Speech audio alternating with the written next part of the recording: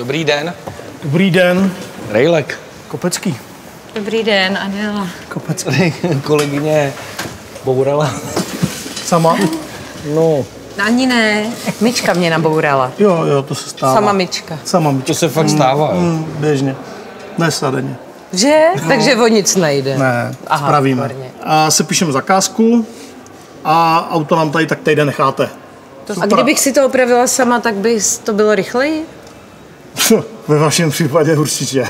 Děkuju. Že bych to dneska, víš, s tím odjela.